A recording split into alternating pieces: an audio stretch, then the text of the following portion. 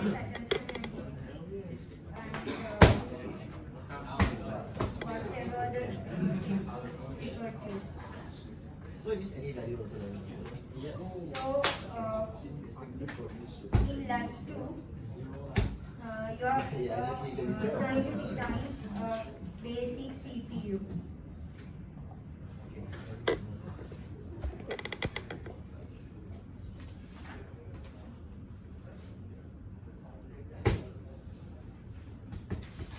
So in this lab, first you need to understand which modules you are going to design. So in the top module, which you must have seen if you have downloaded the lab 2 template, is that you have in the top module you will have all the modules except the instruction memory and the data memory. So this instruction memory and the data memory are a part of wrapper.v, which you don't have to design. So basically, you have to design the modules 1 and 2, which comes under the control unit, which is the logic, and which is the decoder.v and the conditional logic.v, which is available in the lab 2 template itself. And next, you have to do all the wire connections, and this is needed to be done in arm.v. And the instructions and data. So the data consists of constant and the variables, and this can be generated once you simulate a assembly program, and you will get a .hex file as in lab 1. Then you have to convert it to a .p file using hex2rom. So once again, in this microarchitecture, so in lab 2 you have to design the decoder and the conditional logic. So if you keep the wrapper aside,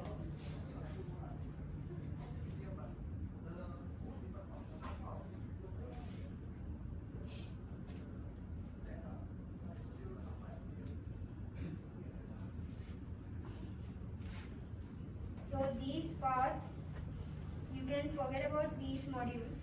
So the ARM processor consists of the data parts, which consists of the register file, the data processing element, the ALUs, and the control unit, which generates the control signals in order to control read, write, and all the other operations.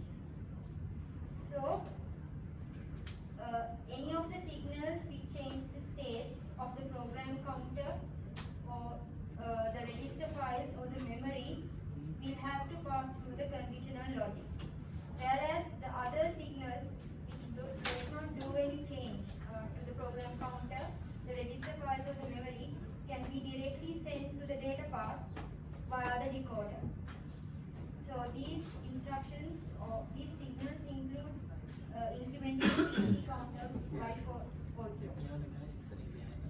So again, to summarize what needed to be done in lab 2 is that you have to design the decoder and the conditional logic together with the wire connections. So all the inputs and the outputs are coming from the instruction memory and connecting the data memory, and the instructions being flow via the interfaces. So the marks will be awarded in this manner. As mentioned in the wiki, you have to implement a basic ARM version 3 processor that will support the following instructions. You probably can. You'll get 20 marks for implementing it, and you have to implement the load to with positive immediate offset, and next the data processing instructions, and go add some where source to in the register or in the without any shifts.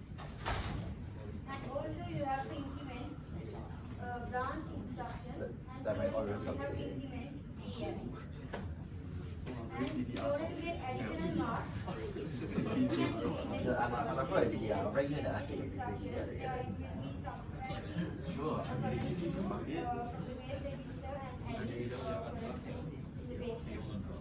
Oh man, you're right. Load and store instructions or negative I don't play arcade games to relax. I play them to have fun. DDR is just cardio. I play them to have fun. So I'll play because it's fun. I used to play DDR on my cardio was really good in my childhood. It's so fucking good that cardio is fun to play DDR. They can run that faster than Another important point is we need to see both HDL simulations and hardware implementation. And once you have completed step 2, you will be able to describe the I run like 1 time less a week now. after the design of the basic I should run it. version 3 process. So again, you will see these instruction formats. No, I run like a beast now.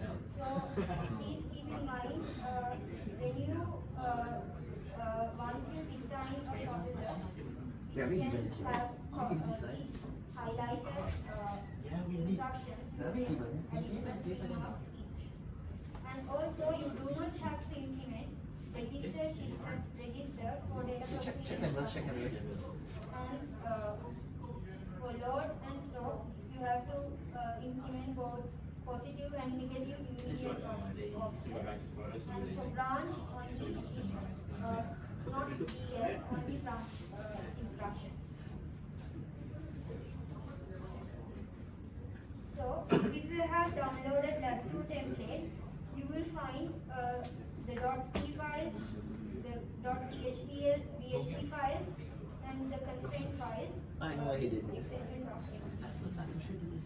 So once you have done this, you can add these files into Vivado and then set the module you want to simulate as the top. So this can be done by right-clicking on the module and making it set as top.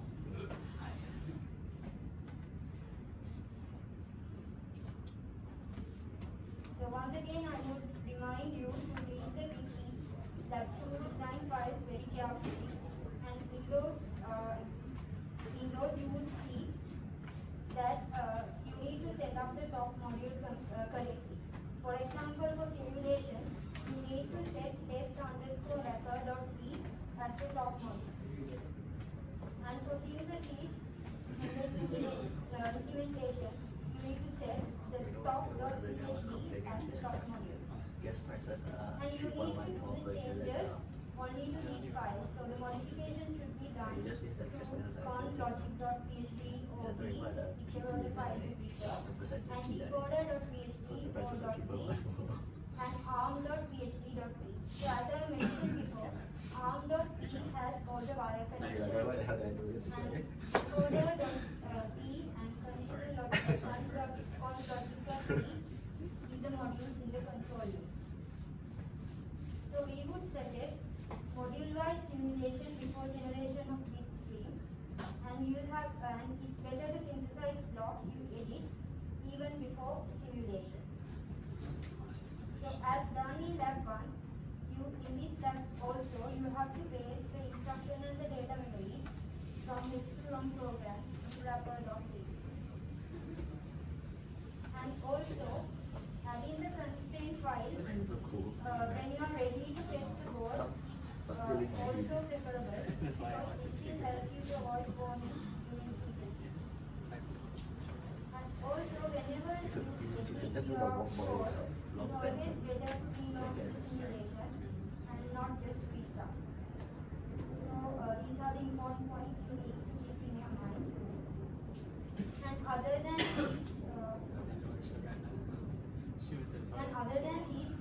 if you check the top.php program, She's drawn in the machine. Maybe she's required limbo. you can change the speed So when as you are you either go constipated your or output by tired, changing this value.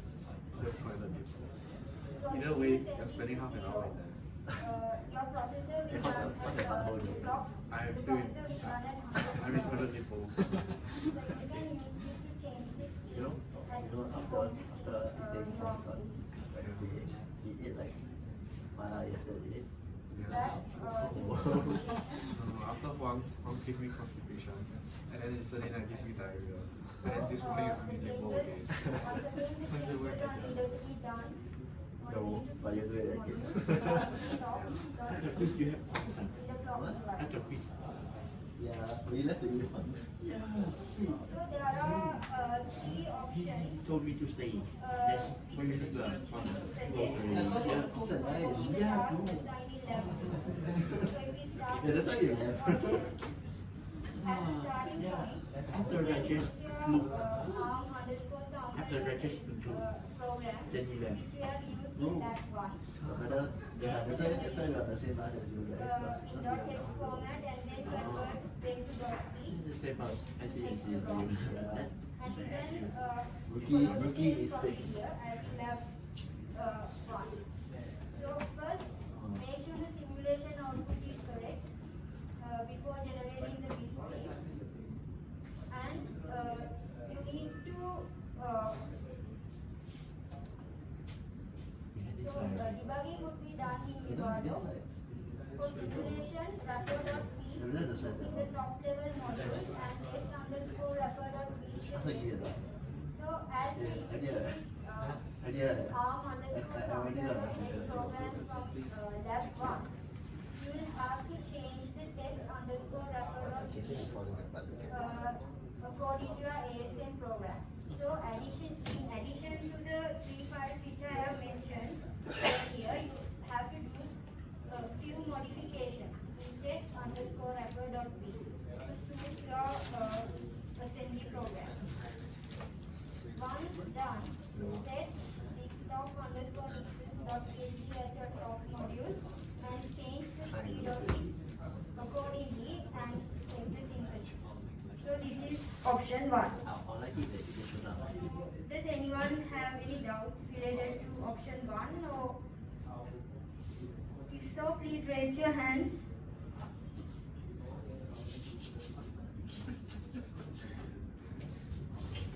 Anyway, you all can ask us doubts later. So next is option 2. In option 2, the assembly program would be hello world.txt. Now if you see the template on this program, so you can use this program to generate the .hex file and then convert it to .p and follow the same procedure. Just paste the memories in the wrapper.p and go to then generate the display and then synthesize. So here you are using UART. So there is a check your UART module in your board. So here if you use the UART.php software available in the national template, once all this is implemented, once you press uppercase A and press enter, then you will see there is some real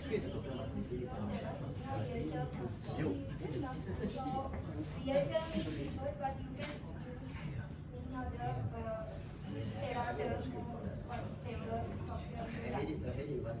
This is optional for laptop.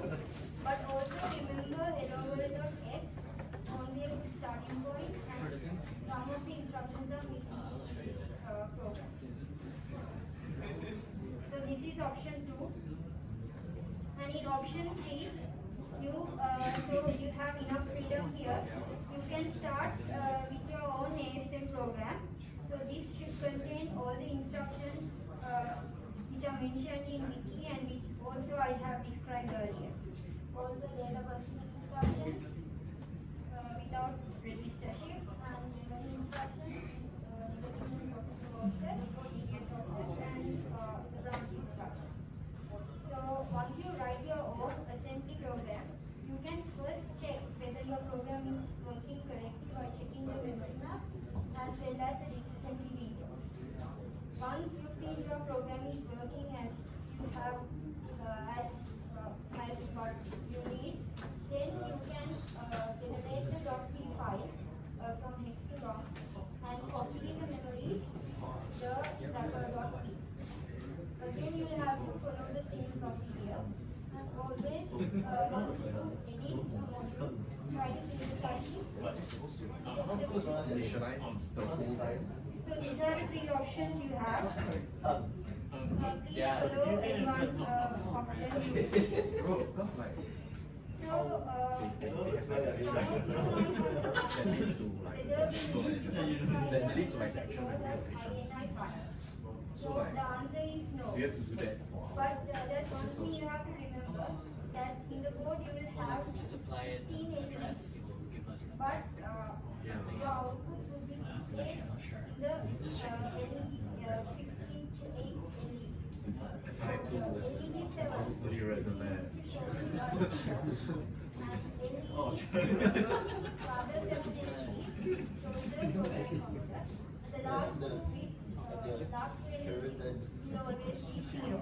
Listen, why?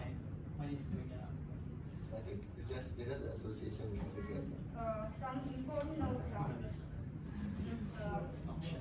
unfortunately they are going to be extra marks for performance or adding support for more instructions than what's mentioned on the lab 2 task. So you will have you can do this in the common lab. And in the evaluation, we would like to see convincing reports.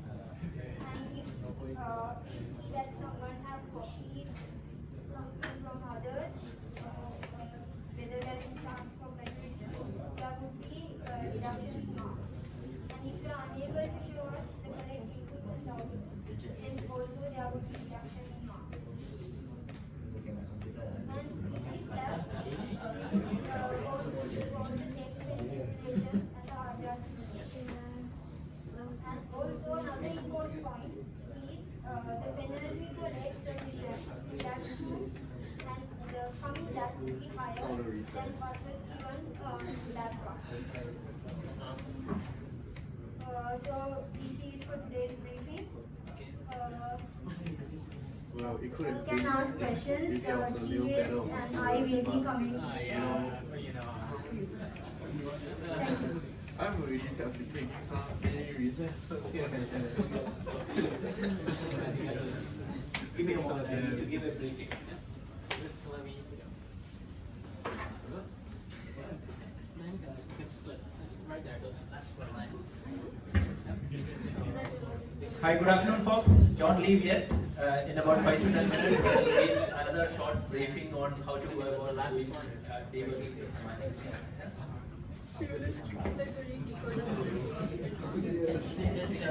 This one should be So we can split it very nicely. Don't really know which one. Yeah, we just need to do like 1, 2, 3, right? Then 4 is like Yeah. Yeah. Okay, I don't know which one. Like, what's the difference for any? So I think farm is. Actually, I don't know. I don't know. Because the basic behind poison I like decoder and conditional. I would like the decoder part from the left side.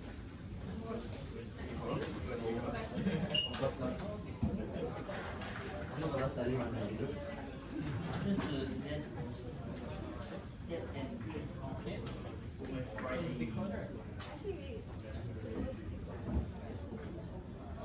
This is decoder.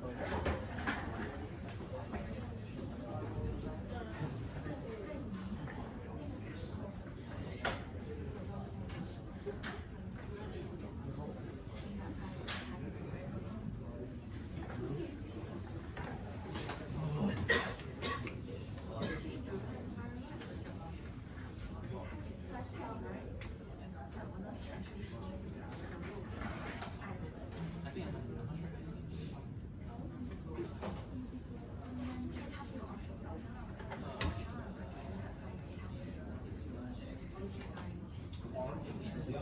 Okay, maybe it's just my accident.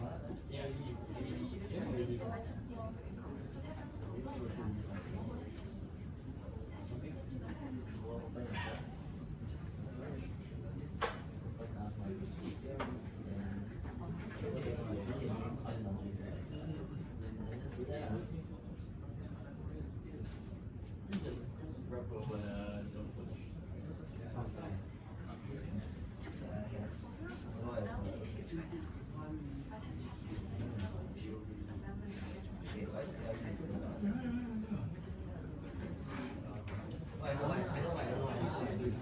I made it inside here.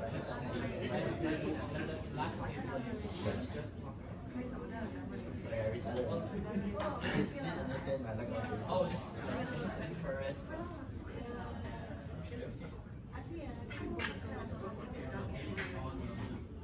So condition logic. I don't know what the wrong one though. Let's see.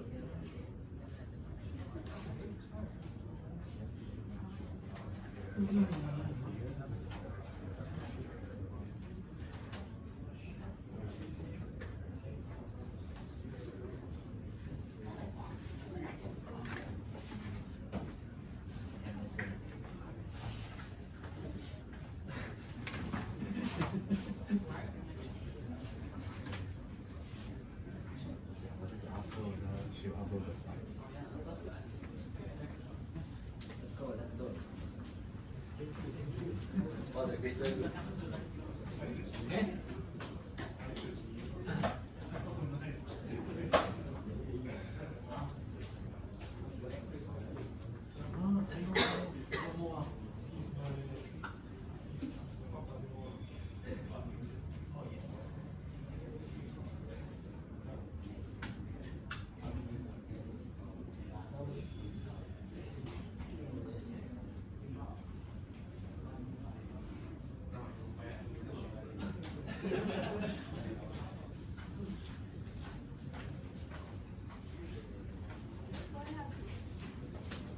Slides should be uploaded.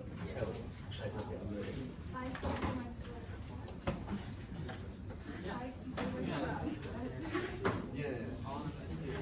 The case is based on our basic power. I was like, what the fuck just happened? Everyone just left.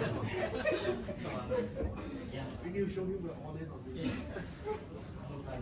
It's because like people have more persuasion power. They need 4 people when he won't have to pay. They need 4 people when he won't have to pay. That's true. I guess like no, yes. No.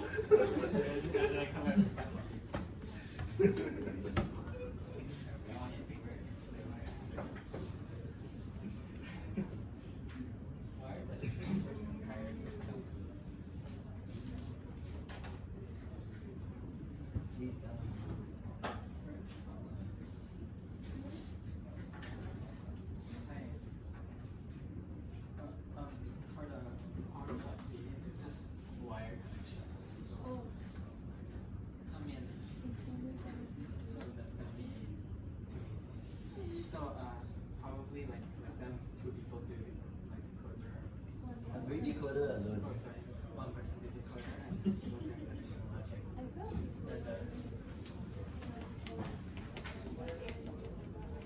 Yeah, yes, like 3 different files inside. Should be the other way around then. I mean, honestly, We're testing you guys. I mean, honestly, they're just bullying me.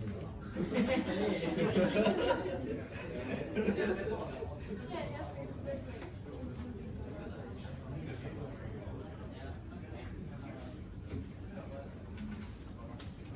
Where we'll have to split it into decoder and one it's like just black. Before that, a disclaimer, just because you see the Zoom window there, doesn't mean recording will be provided. Okay, it's mostly for my own experiments because my microphone that Yeah, I'm this recording. is the way. Okay, so Oh please yeah, do YouTube. listen to me But rather than it's very tricky, so my camera sucks. Okay, I think you contributed so- to this. I'm sorry. Well, I think it was. now, you might have, or you must have some idea of what you're Just supposed to do with the outside. CG3207 on YouTube and the channel is Deuterium Bro. Oh, so you upload Fill it up to YouTube? Yeah, but missing don't say out. of All the the champions. operating system. Thank you. And when I say operating system, I'm talking about not just the processor, but there are Not other on Monday, stuff. there's one group also here. They stand for example, and they here- hold, and the guy was talking for 1 hour. This part, instruction memory and data memory This is the are slide. not considered to be a part of your processor. you can see that they are not implemented inside your arm.b or vht or RISC-V. They are in fact outside, which is the case with many real-life systems where your memory is outside your processor, right? It's in many cases a separate physical hardware chip. Though increasingly, of course, they are all getting integrated into one chip, especially for embedded systems, and then you call it a system on chip. But by and large, they are separate physical devices. Even if they are not separate physical devices, they are still for all intents and purposes outside the processor. They are designed by entirely different teams, not the same team that is designing the processor. Yeah.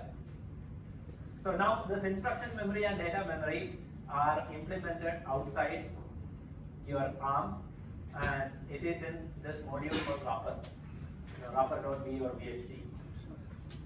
And this wrapper.v or vht has the declaration as well as implementation of instruction memory and data memory. And the initialization code for these two are supposed to come from your assembly language. So you write your program in Kale assembler. Before you proceed further, simulate and make sure that your assembly language program is correct. And that's why we made you use Kale simulator, so that you can simulate the functionality of assembly language without having a physical processor.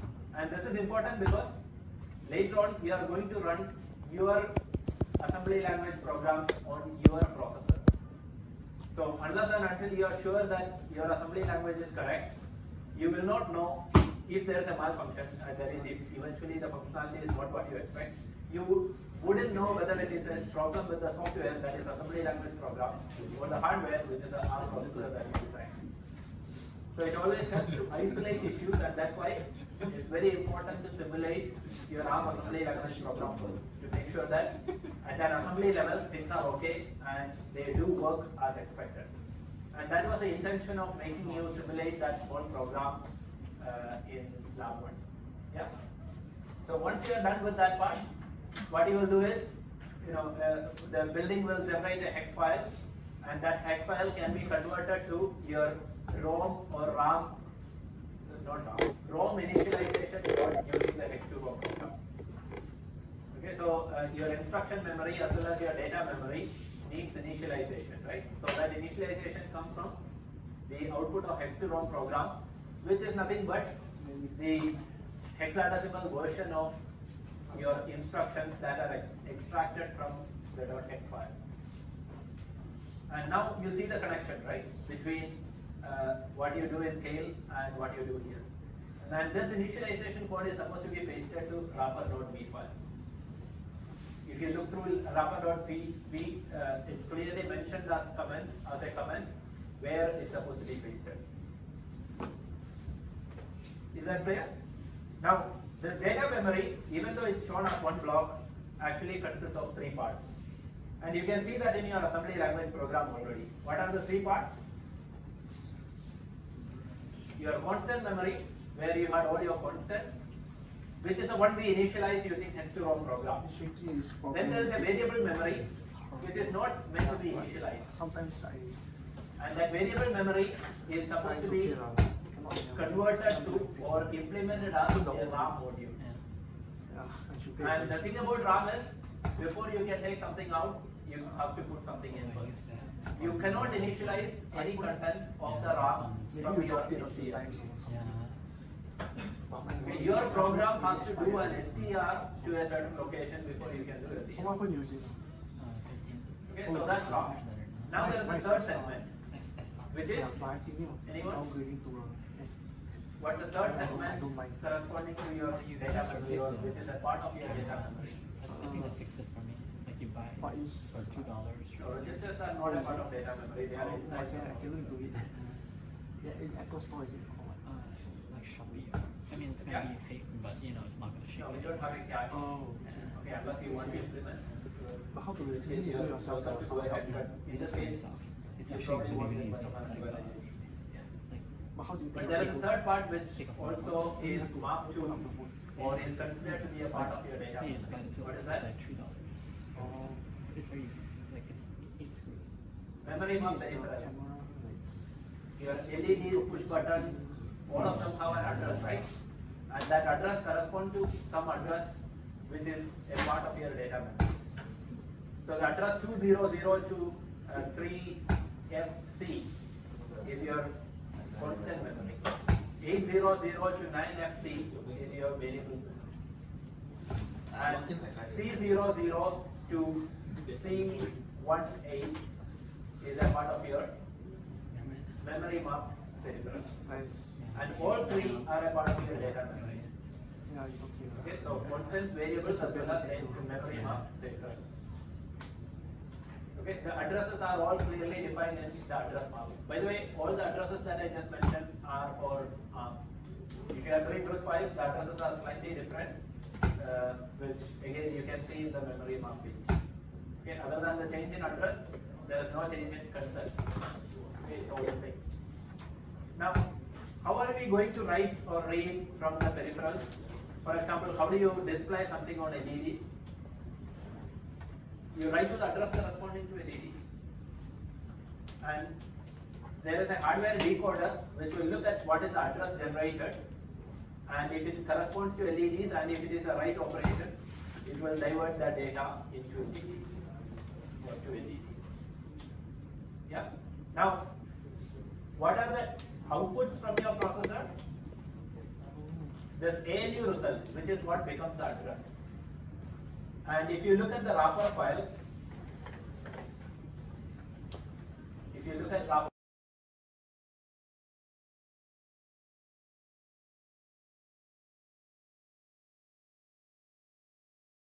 you can see this part where we look at the addresses and then decide which peripheral it is meant for. So here you can see everything that I just mentioned. If the address falls between 200 and 3FC, then you activate data constant memory. Yep. And similarly for other peripherals as well. Like for example, if you send the address C00, it essentially involves LED, or you are writing to LED if you write to the address C00. Okay, these are addresses which I assign, okay, mostly randomly. If you believe in numerology, if you don't like these numbers, please feel free to change it. But you have to change it at 2 different places. One is in the HDL, where you implement the decoder, or in fact the decoder is already implemented, as well as in assembly language. So once you change in assembly language, it will change the address that the processor writes to. And once you change it here, you are changing the way that particular address is dealt with. So both the software and the hardware has to be changed. So this part is the hardware, the software part is the one in assembly language. So if you change both, and assuming that there are no address conflicts, that is, each address is uniquely assigned, it should just work. Yeah.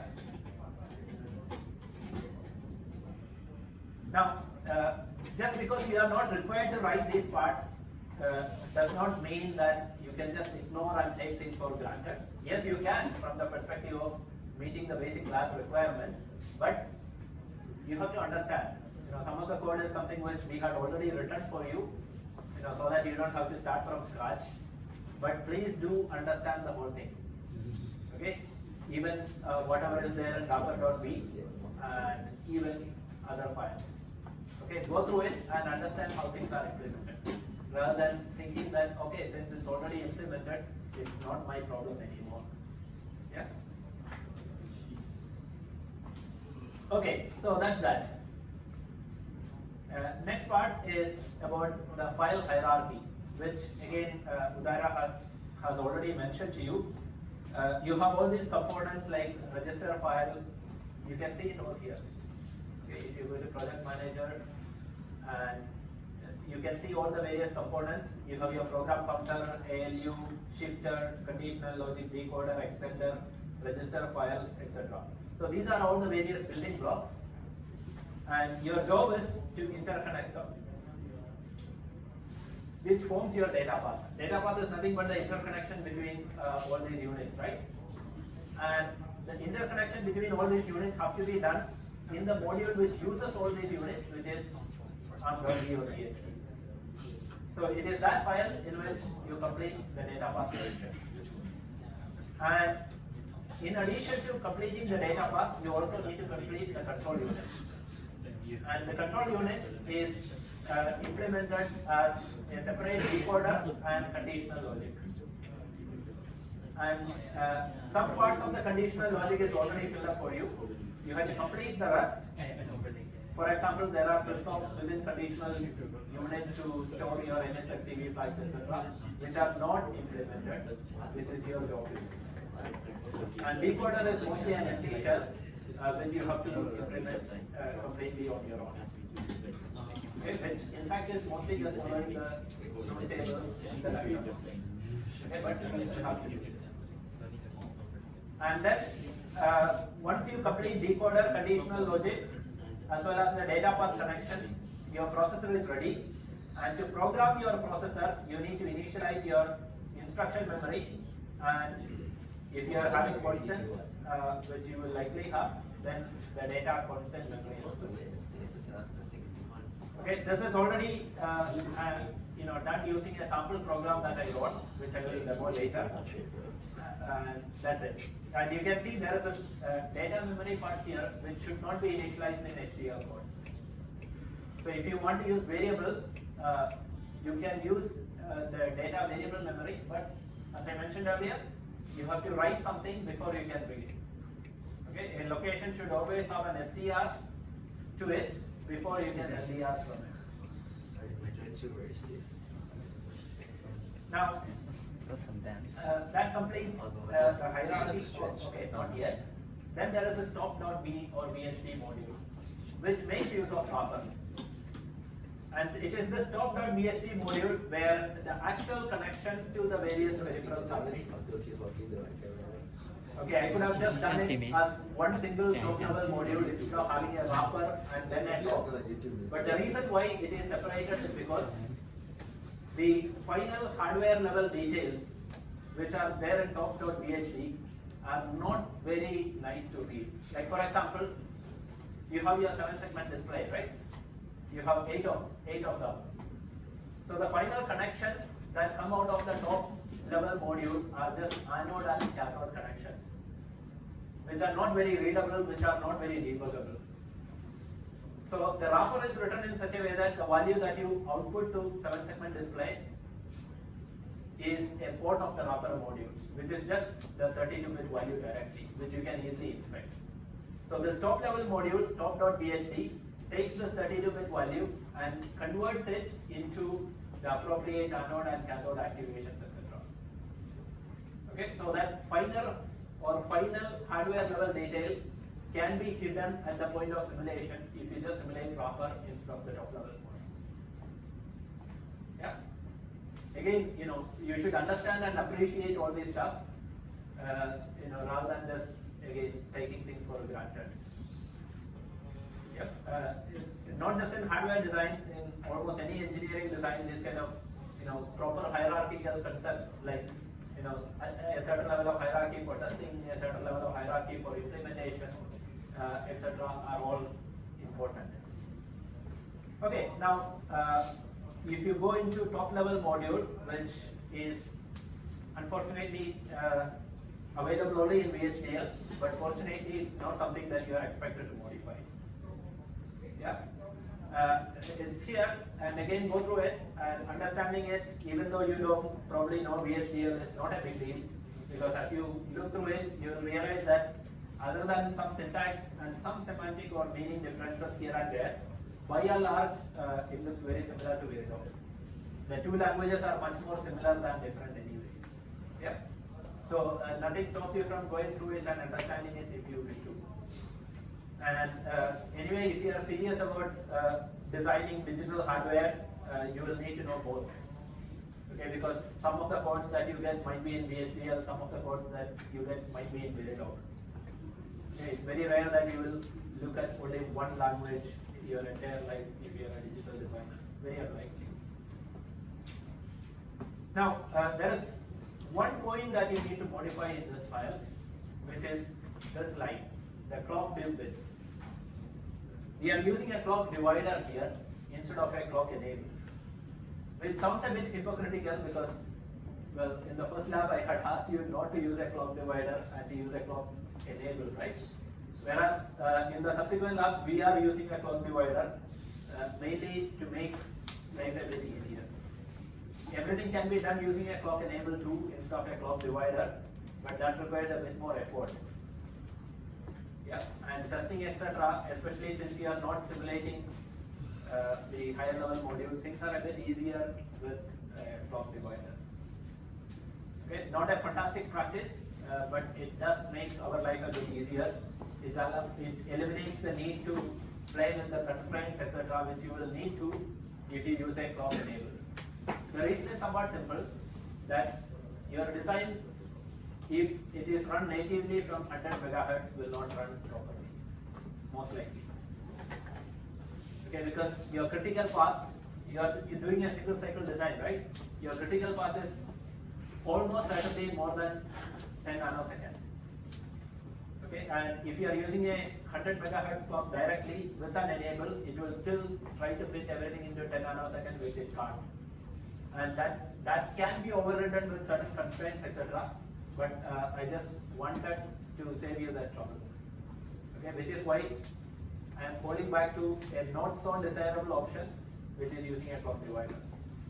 And it's already implemented for you, so you don't have to worry about it. And this clock divider is implemented in the top level module, so your wrapper does not need to worry about it. So you can assume that the clock that you see in the wrapper is actually the clock that the processor gets. Okay, so the divider level details are hidden from you, so you don't have to worry about it at all. Okay, one clock is one instruction when you do your simulation. Now, you need to change this line to change the frequency at which you want to operate. If you want to operate at around 1 Hz thereabouts, you have to change it to 25 or 26. 26 will be around 1 Hz, 25 will be slightly faster than 1 Hz. Okay, it's in the order, not exact numbers. Yeah. Whereas if you want your processor to run very fast, you have to change it to a smaller number. If you want to run it at 100 meg, you change that bit to 0. And then unless your design is pipeline, it's almost certainly won't run properly. Or at least you will get a critical warning. It may or may not work on the hardware depending on your business. Okay, but chances are that you probably won't want to run it at 100 MHz, certainly not for long too. Yeah, so change that to a number which you like. If you want a very low frequency, change it to 26. Okay, now that's the only change that you will need to make in top underscore nexus, which is a top level module that you use. Yeah, now let's look at how to do simulation. But even before you do simulation, as I had mentioned in the lecture, it always helps to have each module tested individually. Okay, before you connect them together. But having said that, writing a test bench for each module separately, especially in this particular scenario, can be a bit painful. Okay, like for example, if you need to test your control unit, you have to give the inputs such as the opcode, the func field, etc. And then you have to check the output, that is the various signal activations, etc. And testing it that way might be a bit onerous. You might end up spending a lot of time, creating the test stimuli. So maybe it's not a bad idea to just test the integrated design directly. Okay, because each module standalone is hard to make sense of in a way. So just test the integrated one directly, which is okay and okay enough, and probably easier enough or easy enough to succeed that. Okay, so again I am deviating a bit from what I had, mentioned to you earlier, but yeah. But one thing certainly that is certainly useful at the module level is to test each module for synthesizability. rather than the whole thing. And how can you do that? Quite easy. You, let's say if you want to test, let's say your decoder, right click and set as top level module, and then run synthesis. Not the complete bit stream generation, which won't work anyway, just synthesis. Because synthesis tool will try to make sense of what you did from a structural perspective. That is, what is the hardware that you are trying to I do? lost interest. So synthesis tool will analyze it, try to make all the connections and make a structural as well as functional sense. Okay, not fully functional, but mostly structural sense. So if there are missing connections, etc., synthesis tool might warn you, and those warnings might give you, some ideas. Like for example, if you are writing a case statement or an if statement which is not complete, then synthesis tool will tell you that there are inferred latches, and that arises out of incomplete statements, let's say in the control unit. Okay, so you will be able to identify these kind of potential issues early enough if you just synthesize.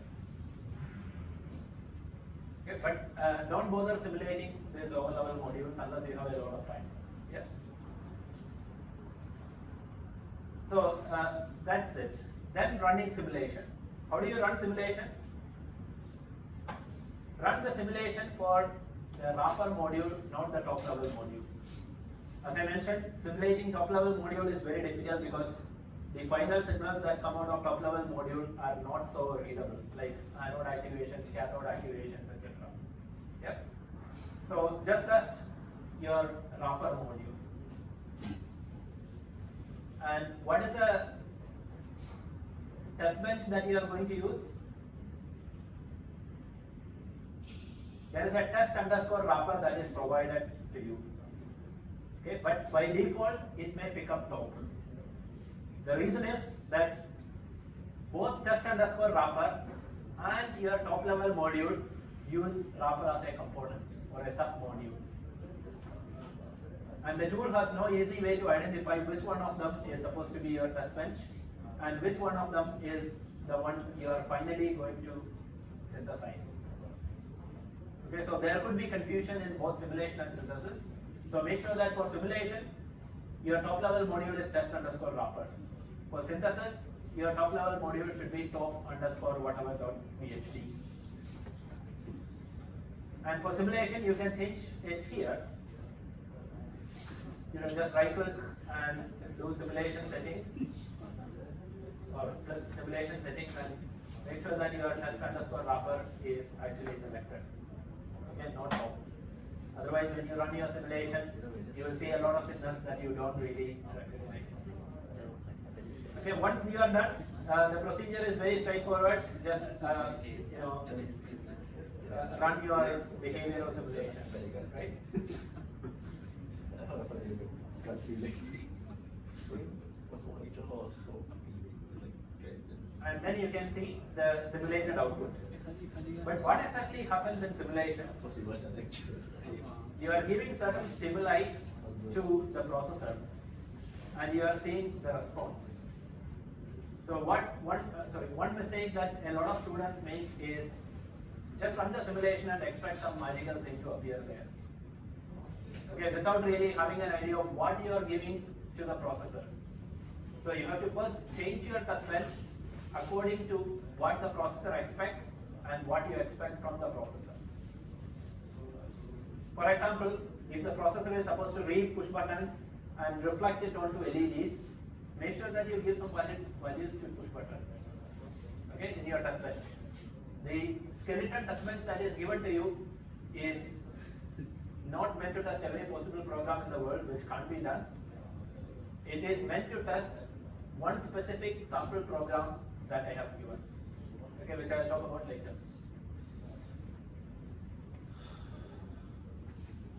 How's it going?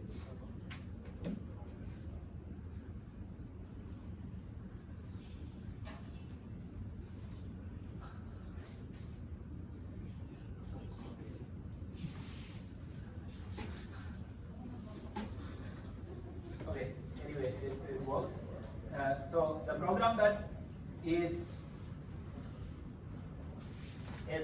program that is given to you is this one.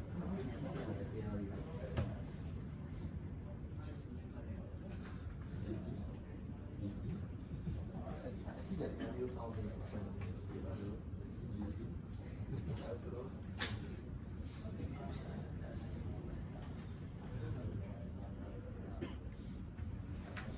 Yeah, this program.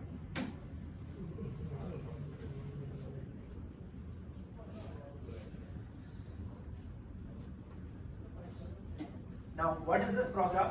It's a so-called hello world.s that is given as a part of the package. Don't get confused by the term hello world. Typically, hello world is the simplest program that you write in a programming language. Okay, which unfortunately is not the case for assembly. In assembly, writing a hello world program is very complicated. Okay, it's all. I have already done the hard work for you, so you can have a look and see how it is done. And again, it is written in such a way that you end up using only those instructions that you will be implementing in your processor for lab 2. Because eventually, to run it on your processor should support it, right? So if you use an instruction like MUL, it wouldn't work because in lab 2, your processor doesn't support MUL. Okay, not yet.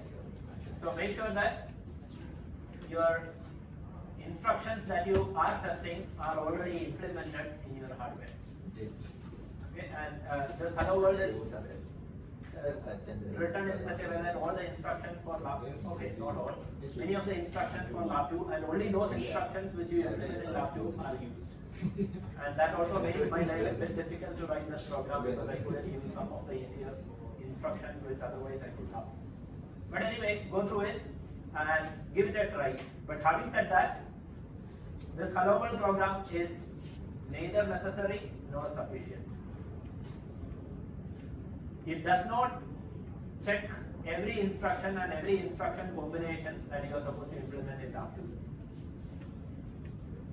Okay, and it's not a requirement to use this program either. It's just a fancy program for you to have some fun. Okay, nothing more, nothing less. Now, what do you do to test your processor? You have to write your own program. A good starting point is the sample program that you have used in lab, which is supposed to read the data from bit switches and write it onto the. That's a good starting point. Again, that program also is not comprehensive. It doesn't test everything that you are supposed to implement in lab 2.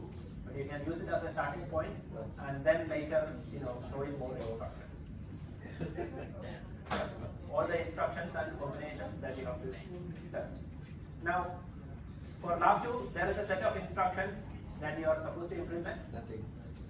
Now, testing every possible variant of every instruction mentioned there might not be very practical. So you take some representative instructions for each category and test it. For example, if you are using an add instruction, there is no need for testing the sub instruction. Okay, because add and sub are very similar instructions. The only difference is in the actual operation itself, which is done in ALU.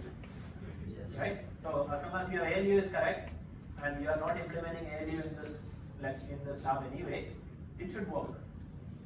Okay, but for add instruction there are multiple variants like register type, immediate type, conditional add instruction with sets the flag, etc. So test all those variations. And similarly, take a logical instruction like AND or OR. One of them is Boolean. Then test the variance of it. Okay? And even though OR and ADD are done in ALU, there are fundamental differences between the two. There are scenarios where the two of them are not different just in operation, but also some other things. What are those differences between, let's say, ADD and AND? Of course, operation is different, but is there something else that is different between the two? Yeah?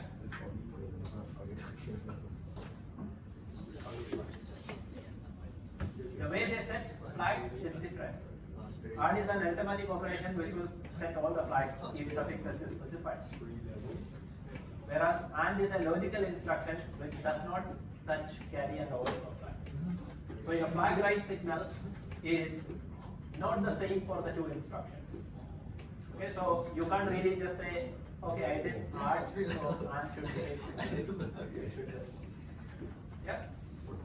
So if you have done a lot of testing with AND, for AND you need to have only one testing, which is setting the flags and to show that okay, your carry and overflow are not affected. That's the idea, right? So choose your set of instructions wisely. Now how can you test it? Well, write a program which combines all these instructions. Don't test instructions one by one. Write a meaningful program which makes use of all these instructions and see and ensure that it works the way it is supposed to. Now, how do you give data input to these instructions? There's no service extension, so the bubble. Well, you can hardcode some of them, but at least some of them should ideally come from an external source. For example, the data that is sent on your dip switches or push buttons. Okay, they can be used as one of the data, or they can be used to select between possible hardcoded values, and then show the result. Okay, probably not at every step. The final result in LEDs or 7-segment displays or whatever. Okay, so minimally make use of one input and one output. You are not required to use a specific peripheral. You can use any input device, any output device, but minimally one input and one output. Or at the very least, one output device. Okay, but it will add a lot more to the credibility of your program if you use input as well. So that at runtime you can make manipulations and show that your result has changed or is changing accordingly. Good idea, right? So if carefully crafted, you can write a program in such a way that if one of the instructions misbehave, the eventual result that you get is different from what you expect. So craft your program accordingly. And as I mentioned, always simulate it here and later compare it with what you get in the actual hardware simulation as well as in reality. Okay, that's how you test it.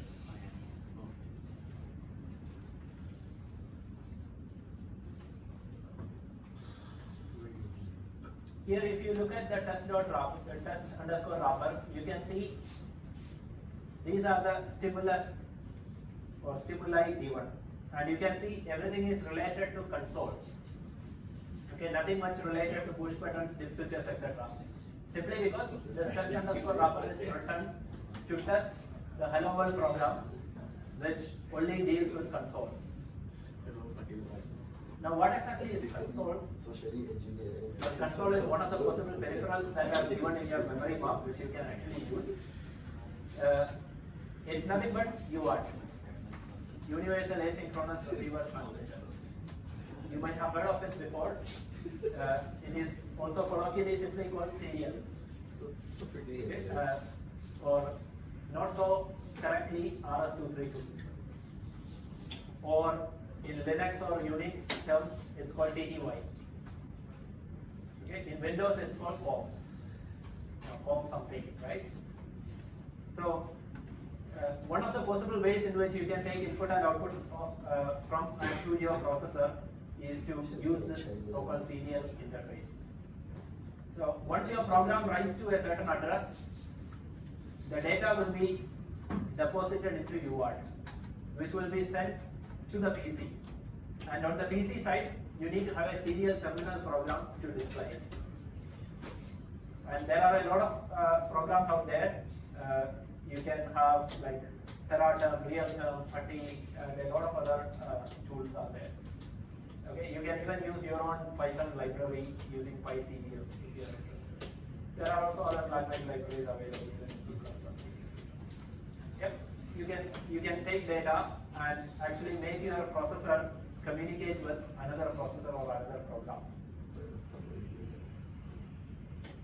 Yep, and the serial interface is very popular. It's almost the eye of the embedded system designer or embedded system engineer.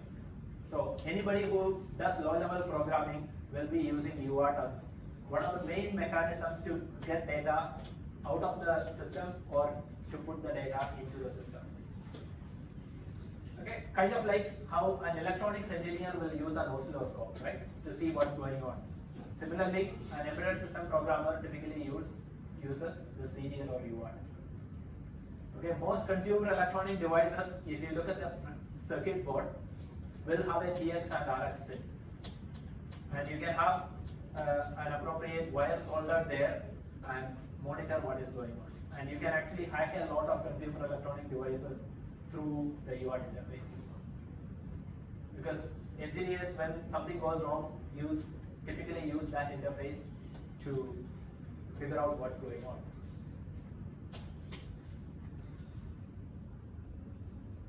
Okay, like for example, if you have modems, routers, etc. lying around, you can actually use UART to sniff or monitor or debug the paper, or not paper, the device. So that's one option that is given to you. Again, you are not obliged to use it.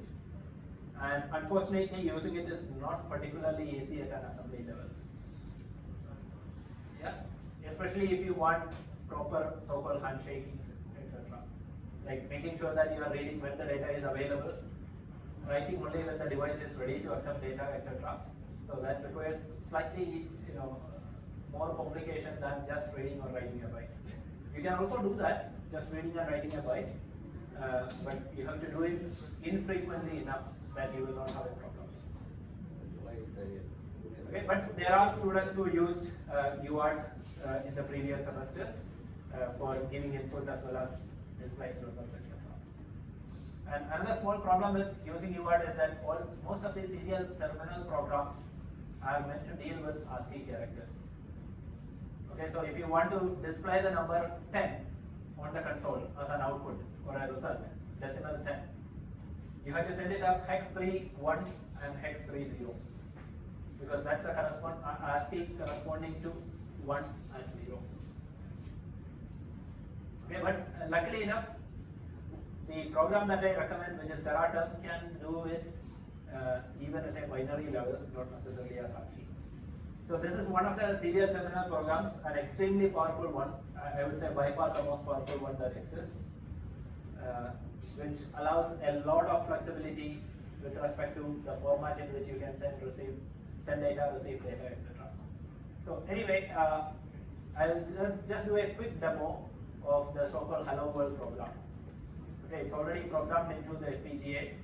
You have to change the port to the appropriate baud rate and the appropriate port number. Here I am using the baud rate 9600. Port number can be figured out from your device manager in Windows, just like how you figure it out when you are using Arduino, right? Same idea. And that's the open.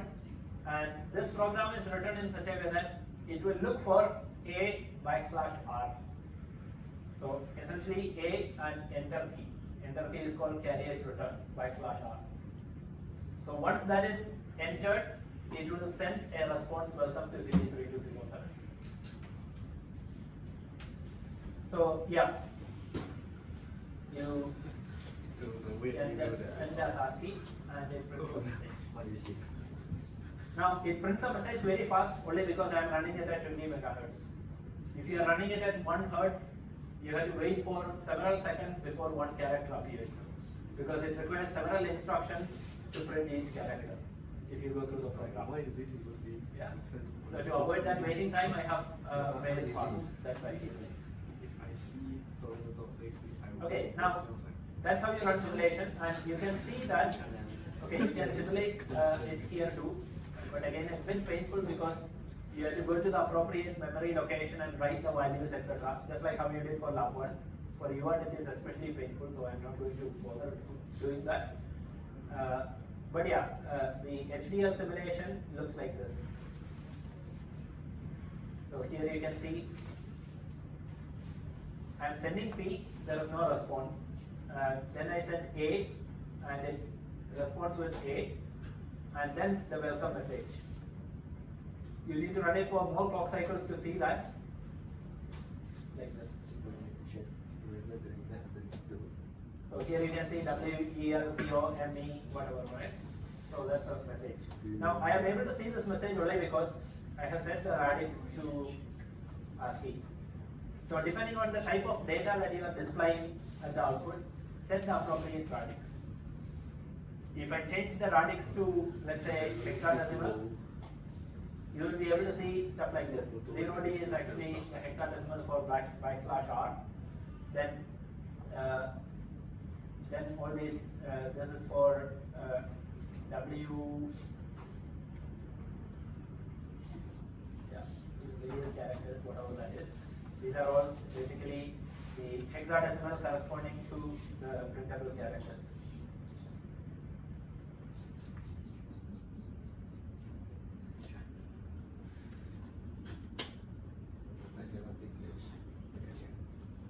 Yeah, I think 6.5 is corresponding to. What are you?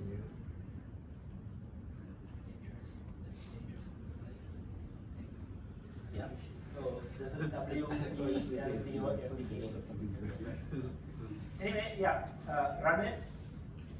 And how do you debug this? Let's say if at some point you see that what you see is not what you expect. How do you figure out what went wrong and how do you fix it?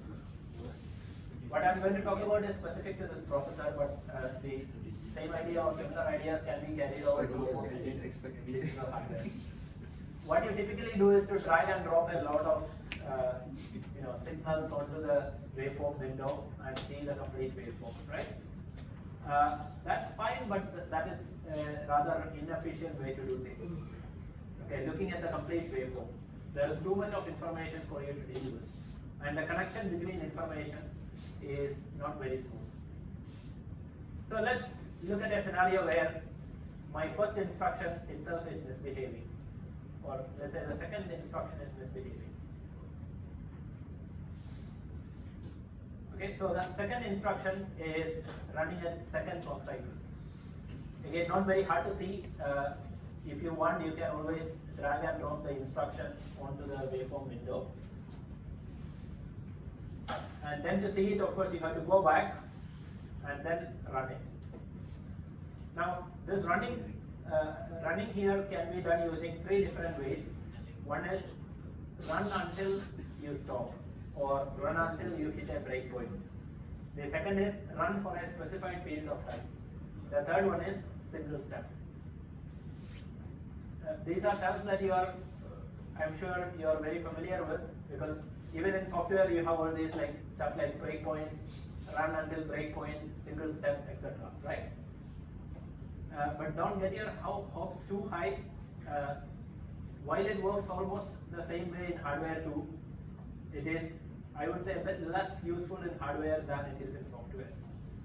Okay, still useful. I will show you how to use it.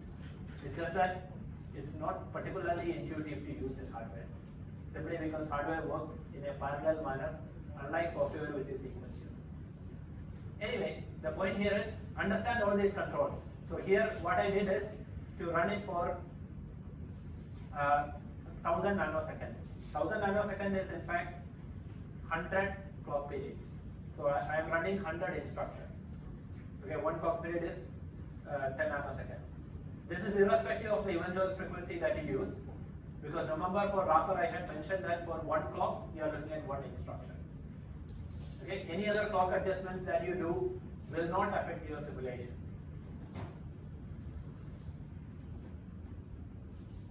Okay, so now you have 100 instructions. So the first instruction itself is unfortunately, let's say, misbehave, or the second one, whichever you like. Okay, so let me make it misbehave.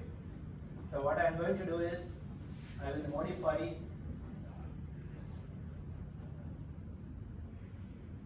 the ALU, and instead of a plus, I am going to make it minus.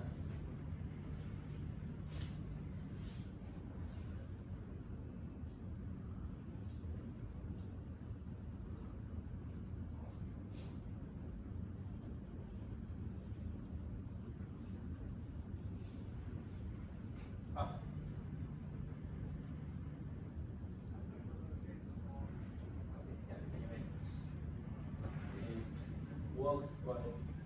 Yeah. Okay, so now how do I know whether it's working correctly or not? Let's look at the second instruction. What is the second instruction supposed to do? For that you need to have your cable side by side. Okay, build it, debug it, simulate it. Okay, let me go to the next second instruction. So the second instruction is supposed to load LSB mask, and you can see the so-called LSB mask is hexFF. So it is expected to load hexFF into register R7. Okay, so you can see R7 indeed becomes FF after the second line is executed. Now let's see whether the same thing happens in hardware when you do hardware simulation. If your hardware is done well, if your LDR instruction works well, after the second instruction, it is supposed to, that is R7 is supposed to change to hexFF, right? Let's see whether it really happens. How can you check? Of course, you can drag and drop the appropriate value into the waveform window. And what is the appropriate value that I am talking about?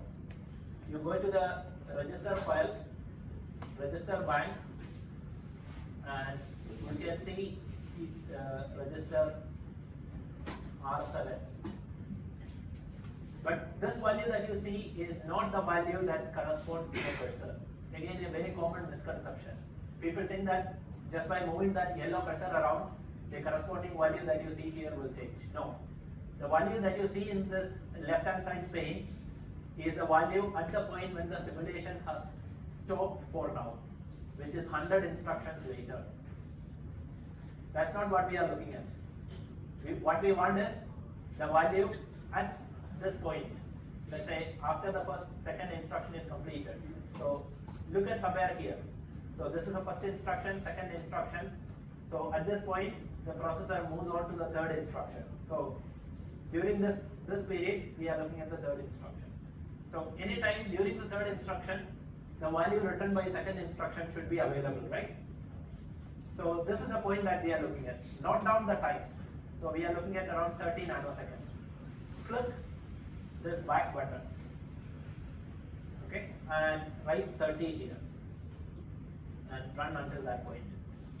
And now you see on the left hand side, you click register file, and you can see register R7 contains 4 zeros.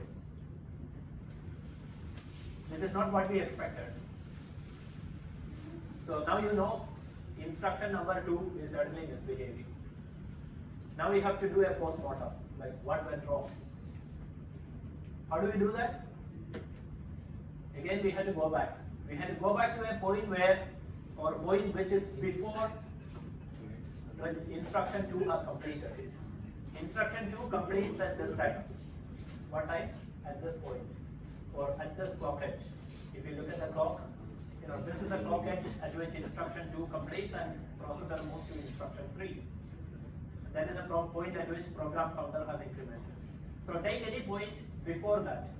So that is between this clock edge and this clock edge. So I can take this time. It doesn't have to be the edge of the clock, but yeah, the negative going edge which has no effect is exactly in between, right? So that is the time, or that time is 20 nanoseconds. So go back and run until 20 nanoseconds. All this can be done by dragging and dropping waveforms as well, but like I said, a waveform is too much of information. Okay, and a not so specific information. So it's easier to look at all these numbers on the left hand side than the waveform on the right hand side. So now we are at instruction 2. Okay, somewhere halfway through the instruction 2. And you can check all the possible values. But where do we start? Checking the register file, R7 is useless because R7 is supposed to be updated only at the next clock edge. So right now it's not updated anyway.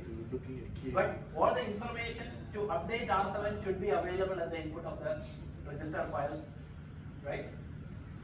That's when the register file writes to R7 at the next clock edge. So look at the register file.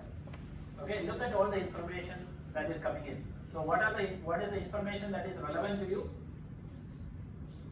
which is the register that is written, which is A3, which happens to be 7 in this case. So that's correct because you are indeed supposed to write to R7. Yeah. Next, you check whether write enable is 1. It's also 1. The only other possibility that can go wrong is what is getting written.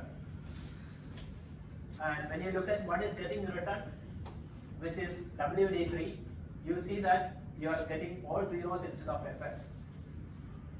So the data that is supposed to be written to register file is wrong data. Now where does this data come from? It comes from your data path, I mean the rest of the data path. This is the result. So the result is wrong. So now you have to see where the result is generated. So you have to go back into the arm.v or vhd module where result is generated. I'm not going there because that will show you the solution. Okay. Now where does the result come from?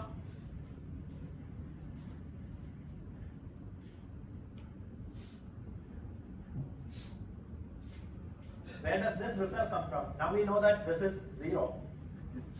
When the expected value would have been or should have been FF. So that comes from either the data read from the memory or the data read from or data which comes from ALU result. And in case of a load instruction, it should come from the data memory. Correct? Assuming that this multiplexer is correctly implemented and the control signal is also correctly implemented. I won't show that part because, well, like I said, that will be a part of your solution. But let's assume that this was correctly implemented, this was correctly implemented. Now, the problem should be with read data. What do you expect as the read data? The final result, right, for that instruction. So let's look at the read data. The read data comes into the ARM module from the instruction memory. Okay, so look at the read data. It's empty. That's why it's 0, 0. Yeah, read data. And you can see read data is wrong. Okay, okay. You can also verify that the rest are correct. Like for example, mem to read. Mem to read is 1, which is what you expect for load instruction. Yeah. And assuming that your multiplexer is implemented correctly, well, the issue has to be read data. And here we can see it is indeed read data that is a problem. Instead of FS, you are getting 0. How can it be wrong?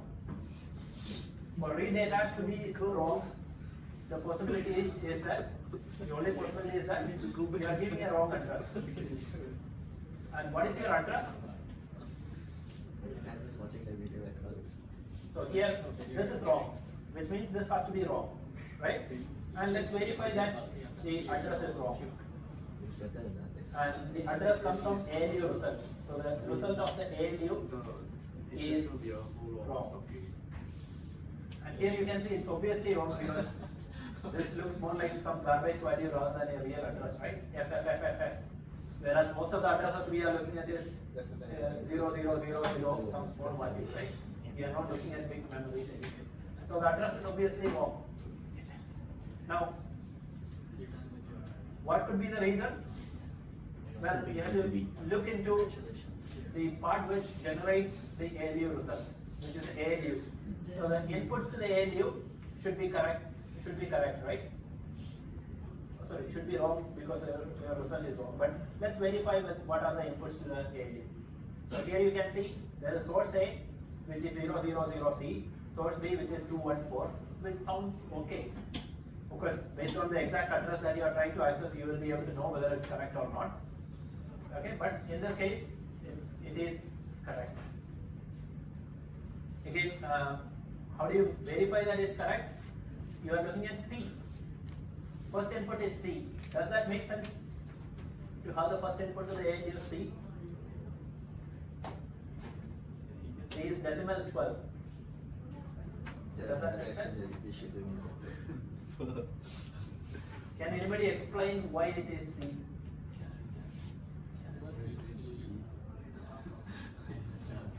It's Remember, we are looking at the second instruction. So the program counter value should be 4. And what is the first input to the ALU?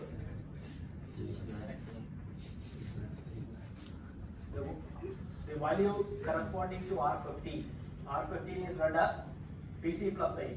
Why so? Because we are looking at a PC relative instruction. Okay, look at the assembly instruction that we are looking at. It's a PC relative instruction. Yeah. And for PC relative instruction, which is instruction number 2, the program counter value is 4. So PC plus 8 is 12 decimal, which is C in hexadecimal. But you can also verify it by having your Kale side by side. So if you look at Kale, you can see that the offset is 204 and the other operand is PC. PC is sorry, this is the instruction. We are looking at this instruction. Yeah. So the base value is PC and the offset is 214. And PC corresponding to this is just simply 4 plus 8 because 4 is the actual PC value. So the operand used is PC plus 8, right? So your base value will be C. So that makes sense. Yes. And the offset is supposed to be 214. And let's see whether that is really the case here. So 214 and C. So the two inputs are correct. Yeah. Then what else could be wrong? For ALU to give an incorrect result? Yeah, your ALU control could be wrong. And let's see what the ALU control is. And ALU control is 0 and 0 is indeed for addition. So all the inputs are correct but your output is wrong, which means ALU has something wrong. Right? And now you can go in. Let's say you just click on a particular variable. You can go in and you can see all the values by moving the pointer around. And your result is wrong. Your ALU result is wrong. Right? So ALU result comes from ALU result I, and ALU result I comes from this S wider, and this S wider is wrong. Source A is correct, source B is correct, C in is correct, but S wider is wrong. Now we can zoom in and figure out what's wrong. What's wrong here? I'm using a minus instead of plus, which is of course an intentional sabo that I did. But yeah, you can change it back to plus because you have identified the problem. So that's how you do. Okay, you systematically trace back and go all the way until you reach the line where okay, not somehow anyhow just writing waveforms and changing some stuff here and there and do it systematically. Trace back to the root cause. Okay, so that's for debugging. There are a few other techniques or facilities available here. Like for example, if you looked at this particular cycle, everything looks okay. Now you want to look at the next instruction to see whether the result is correct. How do you do that? You don't have to go back, just type in 10 here and click.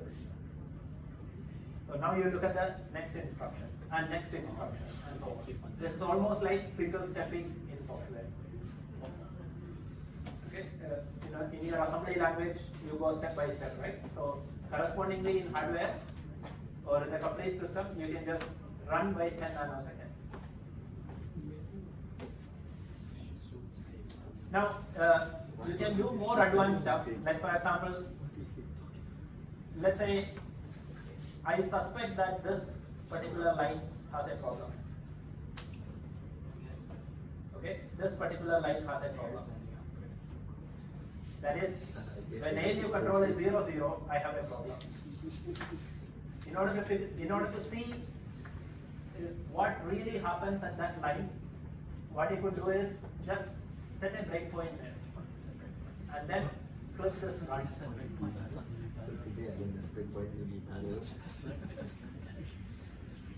Okay, and you can see the values at that point when the simulation stops. That is when this particular condition became relevant. And you can see the time at which that happens here, 35. 35 nanoseconds. Okay, and you can go back and see the assembly language program or the instruction corresponding to that.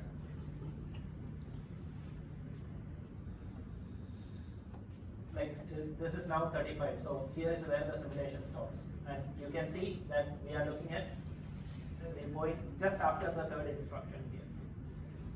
Yeah, and then once you know what is the time at which it is hit, you can see which instruction, and then you can do further debugging. Yeah, so that's breakpoint. It is also possible to do single stepping. So once you hit the breakpoint, let's go step by step, like this. But remember the issue that I mentioned. This doesn't work exactly like software. So any non-blocking assignment will not have the left-hand side changing immediately. Okay, which can be a bit confusing because the debugging that you are used to in conventional software, everything is blocking. So once you go to the next slide, the previous line's left-hand side has already changed its value, which is not the case in this case. Okay, especially when you have non-blocking assignments. Okay, so that becomes a bit non-intuitive. So you will not be able to debug as easily as you could with software. That's the idea. Okay, now with respect to simulation, there is one last point, a very, very useful point. Once your behavioral simulation works, before you venture into hardware implementation, synthesize your design. Okay, by putting wrapper on top as the top level module. And then click post-synthesis functional simulation. Behavioral simulation simulates the program as though it's a standard program. Post-synthesis functional simulation simulates the hardware that is input. So, if there is any synthesizability issue, your behavioral simulation might still work, but your post-synthesis simulation won't work. Okay, so now if you run post-synthesis simulation, well, the good news is that for post-synthesis simulation too, the exact same test bench can be used. You don't have to do anything extra from your side other than just running synthesis and then choosing post-synthesis functional simulation. That's a beauty. And then you can see the waveforms just like how you did for behavioral simulation. Okay, and see whether what you get is what you expect. It will take a bit more time because post-synthesis simulation simulates the actual hardware, the structure, rather than just the behavior. So it's a bit more involved than behavioral simulation.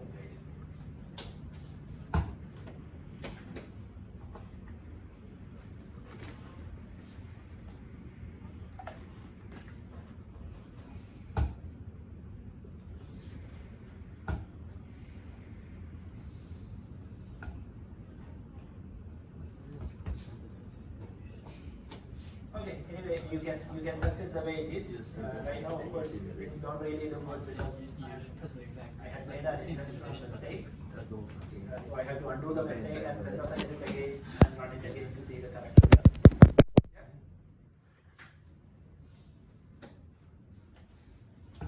Okay, yeah.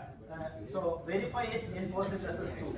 And if your post-synthesis simulation works and shows you the result that you expect, it should work on hardware 99%. Okay, that 1% is because, okay, number one, you might not have set a correct clock divider. So simulation could actually be proceeding too fast for you to not simulation. Execution might be proceeding too fast for you to see something. So if you see that LEDs are partially lit all the time, that's usually because your program is running too fast. Your clock frequency, effective clock frequency is too fast.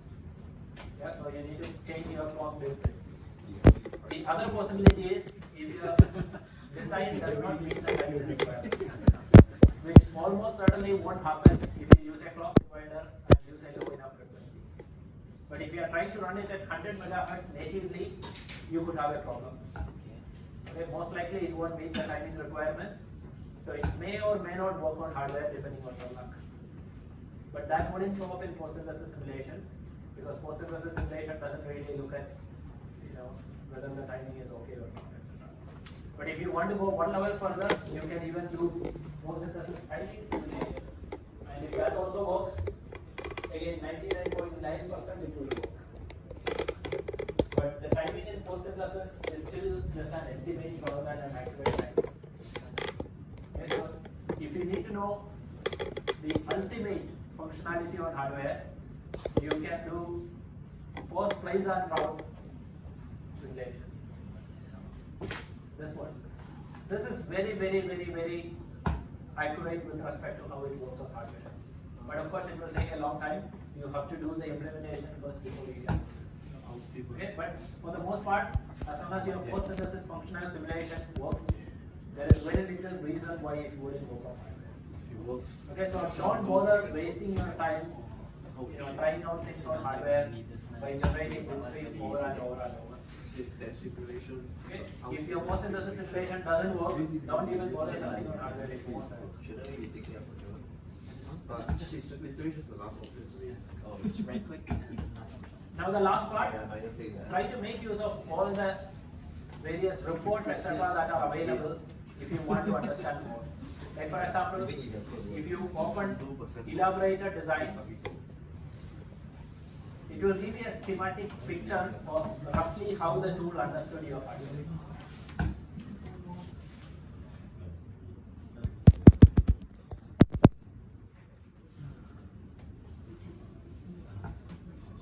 So now you see the schematic picture.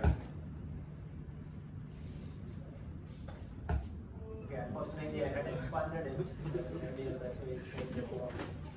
But yeah, you can see this is a wrapper, and these are the various stuff around the wrapper. Like for example, these are the stuff going into the 7 segments, anodes and cathodes, etc. So this is the top level module in which you have the wrapper module. Now to see what is going on inside the wrapper, you double click on that. And now you see the various components inside the wrapper, which are, you can see the data variable memory, the ARM module, and the various other registers for input and output. And if you click the ARM module, you can see the subcomponents within the ARM module, such as, you know, conditional logic, decoder, shifter, register file, etc. So this is a schematic picture. Okay, just a rough schematic. It's not a very accurate schematic, but it can still give you a lot of information. Like for example, if you click on this wire, you can get more information about the number of bits or the width of that particular wire. So this is 32. Okay, so when you inspect it, if you see some widths which or some connections which look abnormal, you can get a sense of what's going on. Okay, you can also look at the bit widths, which are very indicative, especially when you use Verilog. When you assign incorrect bits, it doesn't even give you a warning or error. For example, if you try to connect a 2-bit value to a 3-bit value, it doesn't even comply. Verilog. VHDL will, Verilog doesn't. Okay, so, but you can see it here. In the elaborated design, it will just show up as a 2-bit value, because one of the bits would have been knocked off because it's not connected. Okay, so that could also give you some insights into what's going on. If you want a more accurate picture, but a bit less readable picture, you can look at the schematic under synthesis. So this is a synthesized schematic. The elaborated design is before optimizations. Okay, it's roughly how the tool understood it. Synthesized design is the schematic after optimization. So if there are two flip-flops storing identical contents, the synthesis tool will just eliminate one of the flip-flops as a part of optimization. Okay, so that flip-flop won't show up here in the synthesized design because it will be optimized. Now you can also get a lot of information if you go to report tab and look at synthesis report. You will get this text file And if you scroll down at some point, you will see some of these RTL component info that is required by the tool. So the tool will look at your design and figure out what are the various components that are required. So if it sees addition of two 32-bit values, it will infer a 32-bit order, which again will show up here.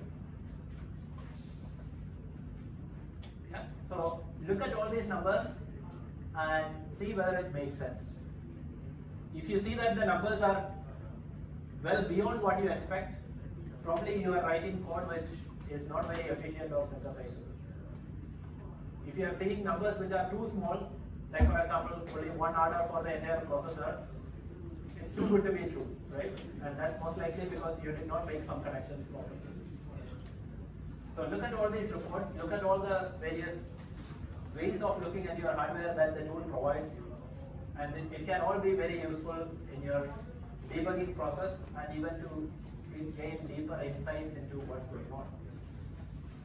Okay, so don't just be happy with just clicking generate bit stream, and downloading the bit stream onto FPGA.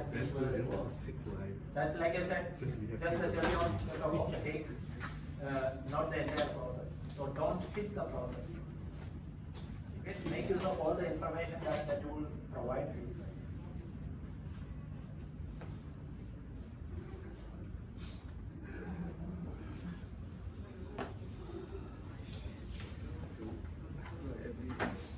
Now, one point I did not mention is that we did the process as a simulation, right? You can see the various components, etc., just like behavioral simulation here, but not that some of the components could be absent here. Because, as I mentioned earlier, if synthesis recognizes that some things are redundant, it might optimize it a bit. Okay, and some of the names that you see here might be a bit different from what you had originally given. Okay, because it's an optimized version. So if there are two names which are used in multiple places, etc., it could actually rename it, etc. So debugging things in post-synthesis simulation is challenging. Okay, one step might not really mean one step in your original code. One step in the sense of not in one cycle step, but when you do single stepping, etc. It's the same issue that you may have if you try to debug a release code. When you write a program in an IDE, you might have seen debug mode, release mode, etc. Right? You do debugging only in debug mode, where all the symbols are available outside. If you try to compile something in release mode and if you try to debug it, it will work, but the values that you see, the steps that you see, might not be indicative of the final step. Because in the release version, the compiler will do a lot of optimization. Okay. And on the hardware side, the parallel between the two is behavioral versus post-synthesis. So debugging at post-synthesis level is not here. All the functional debugging should be done at behavioral. Just like how you debug your code in debug mode, not in release mode. Okay, so that I guess is an overview. Hope you got quite some insights into how to go about doing things systematically. The various functionalities that are available in the tool, etc. Okay? So do things systematically. It's not just about somehow or anyhow getting it done. Don't take shortcuts and don't bypass processes. Later on, when you work in the industry, all these systematic steps and processes are important, and you have to document things. It's not just about showing the final result here. Okay, so that's all, folks. You can continue your reading up or trying out things until finding.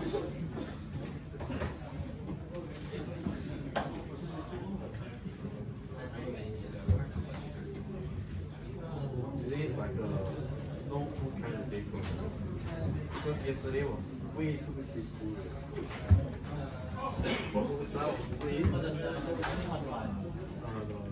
That's all already, right? Done already, right? Yeah. Hell yeah. Oh, okay. Congratulations. How long was it the day? 1 hour, 8 minutes plus, but I think longer than that because